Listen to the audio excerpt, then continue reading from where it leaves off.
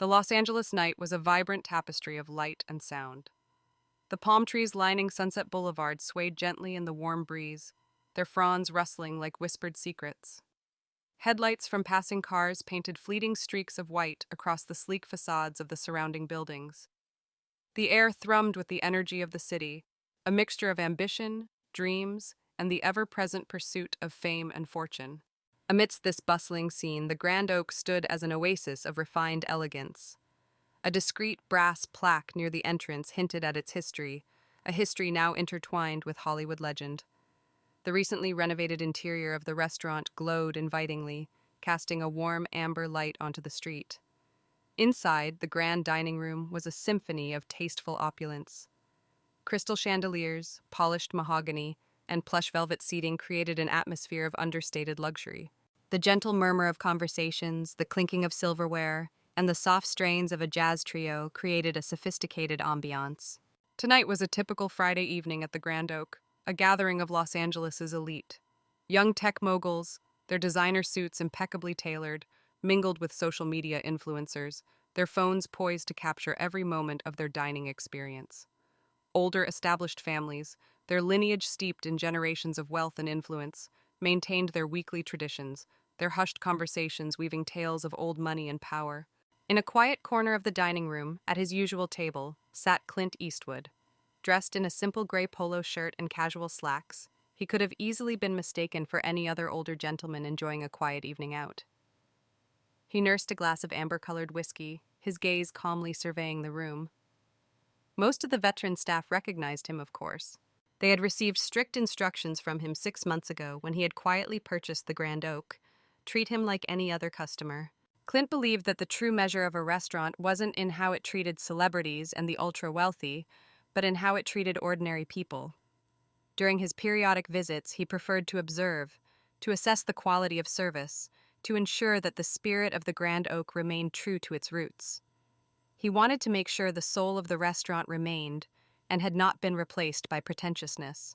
Rachel, however, the Grand Oak's newest waitress, was unaware of Clint's ownership and his philosophy.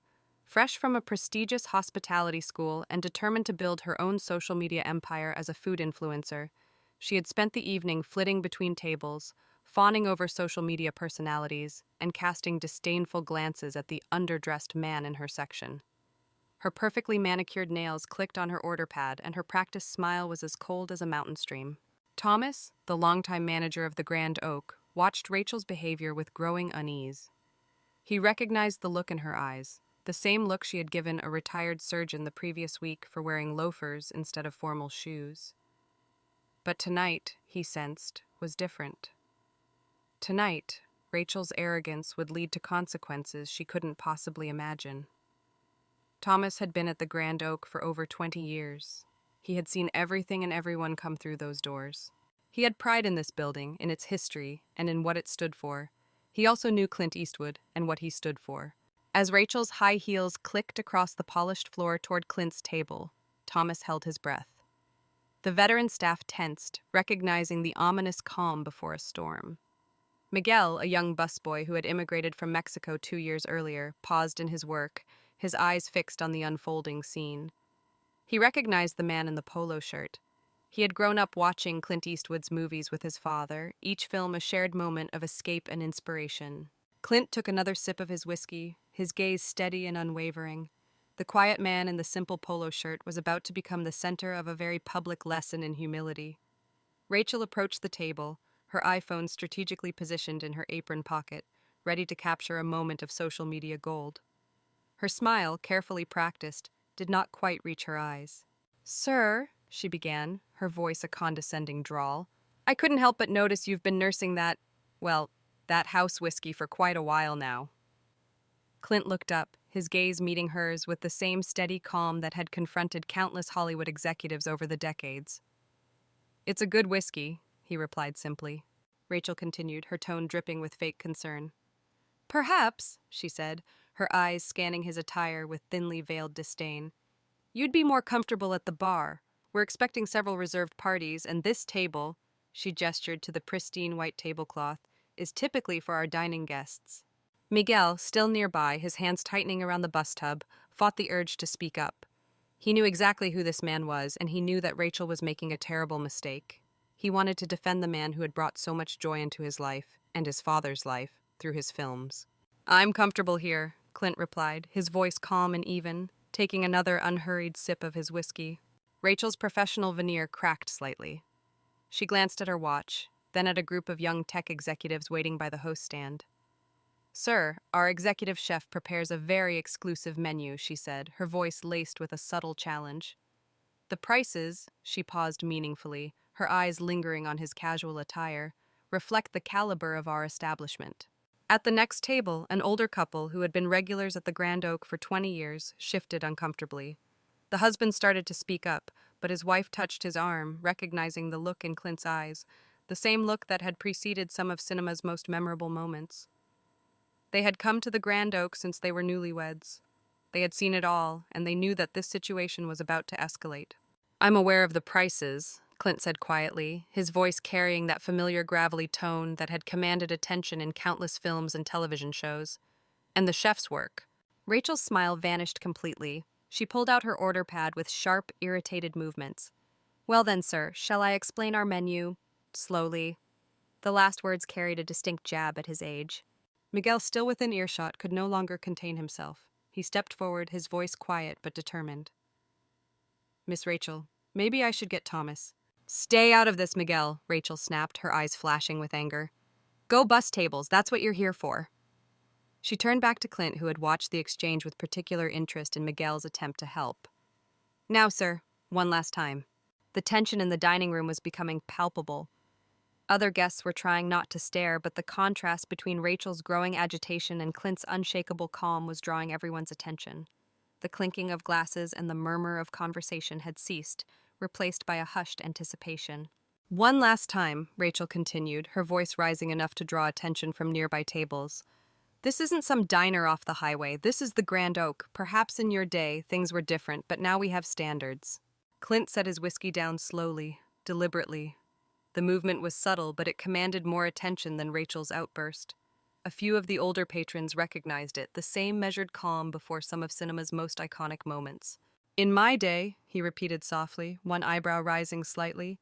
"Yes, my day, when people could just walk in anywhere, dress however they wanted, order the cheapest drink, and take up space meant for real customers."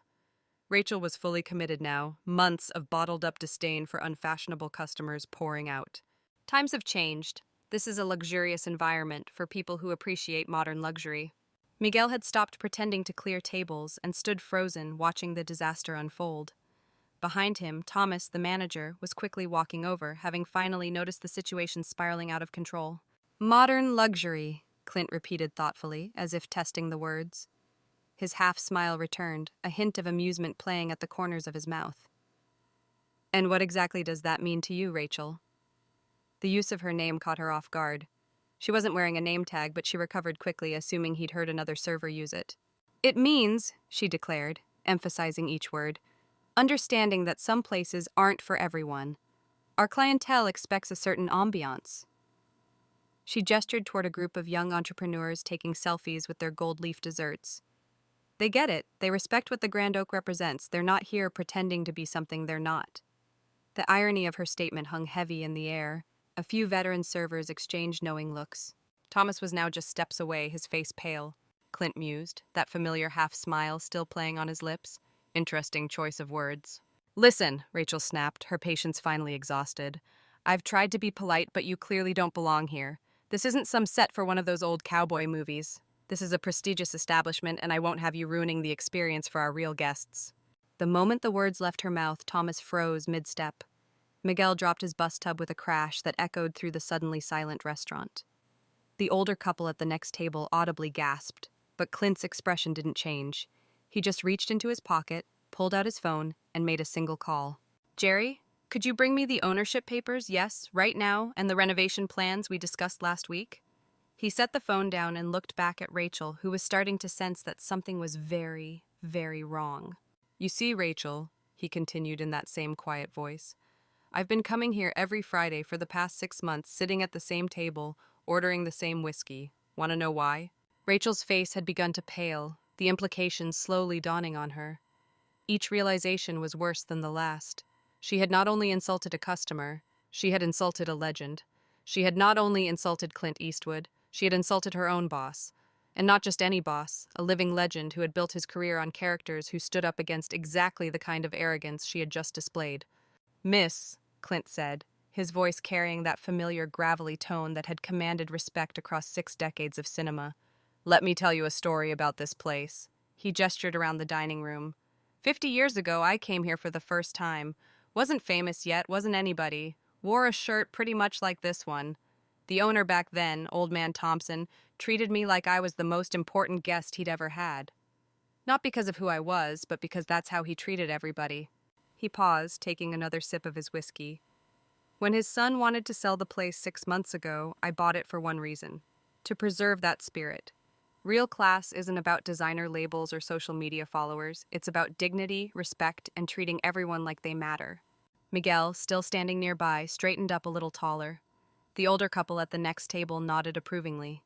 Even some of the young influencers had put down their phones, caught up in the moment. "So," Clint continued, fixing Rachel with that legendary steady gaze, "the question isn't whether I belong here. The question is whether you understand what this place really stands for." Rachel's eyes filled with tears, her carefully constructed worldview crashing down around her. But what happened next surprised everyone, especially her. "I could fire you right now," Clint said, his voice gentler now. "But that's not what this place is about. Instead, I'm going to give you a choice." He gestured to Miguel, who stepped forward nervously.